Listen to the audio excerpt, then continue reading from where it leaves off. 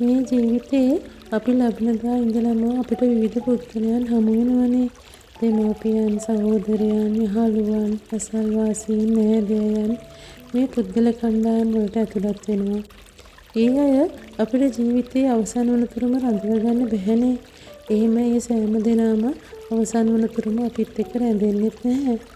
ඒ අතරින් කිහිප දෙනෙක්නේ අපිට ඉතාම සමීප වෙලා අපේ ජීවන ගමන ඉදිරියට යන්න අපිත් සමග එකතු වෙන්නේ.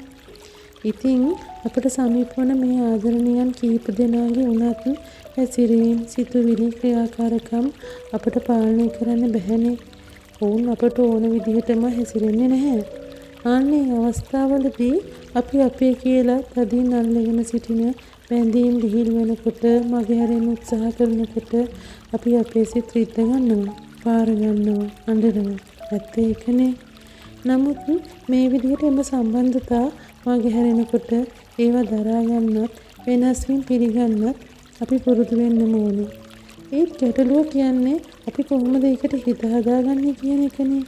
කොහොමද අපි ඒකට මුහුණ දෙන්නේ කියන එකනේ. යමෙක් වෙනස් වුණාම අනිත් කෙනාට ඒ වෙනස පිළිගන්නම සිද්ධ වෙනවා.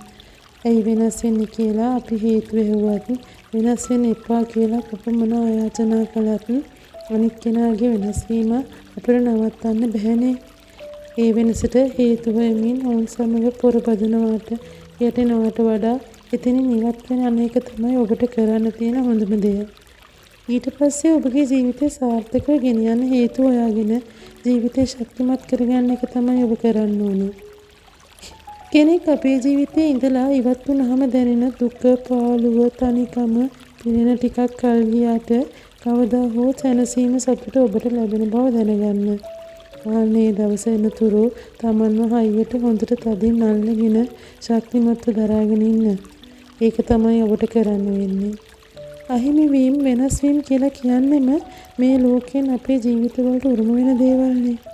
අචින්තිතම්පි භවති, අචින්තිතම්පි විනස්සති කියලා බුදුන් වහන්සේ කියලා තියෙන්නේ මේ ලෝකේ සියලුම දේවල් වෙනස් වෙනවා සහ විනාශ වෙනවා කියලානේ. කවුරුන් හෝ වෙනස් වෙන විට ඔවුන්ට වෙනස් වෙන්න ඉඩ දෙන්න. ඒක වෙනස් කරන්න හදන්න එපා. ඔබට ඒක කරන්න බෑ. ඒකට උත්සාහ කිරීමෙන් සිද්ධ වෙන්නේ ඔබගේ මානසික තත්ත්වය තවදුරටත් දුර්වල වෙන එකයි. බොහෝ විට ඒ වෙලාවේදී ඔබට දුක හිතුණත් පසු ඔවුන්ගේ ක්‍රියාකාරකම් දකිනකොට ඔවුන් ඔබේ ජීවිතයෙන් ඉවත් වීම කොපමණ හොඳද කියලා ඔබට දැනේවි. එවිට ඔබට සිත හදාගන්න ලේසි වේවි. කොහොමත් නොගැලපෙන පුද්ගලයන් සමග ගැටීමට යාම මානසික වේදනාවක් නේ. අනික් අතට අපට ආදරය කරපු, අපි විශ්වාස කරපු කෙනෙකු දැන් වෙනස් වෙලා කියලා දැනෙනවා නම් තේරුම් ගන්න. අපට අයින් උනේ දැන් අපට ආදරේ නැති, අපට විශ්වාස කරන්න බැරි කෙනෙක් කියලා. ඒක තමයි ඇත්ත. නිදහසේ හිතන්න. එතකොට ඔබට දැනෙවි මානසික සහනයක්. යම් කෙනෙක් ඔබට අකමැති නම් ඒ ඔබට ක්‍රමෙන් තේරෙනවනේ. කොහොමද ඔබට ඒක දැනෙන්නේ? ඔවුන් ඔබ ගැන ඉක්මනින්ම කලකිරෙනවා.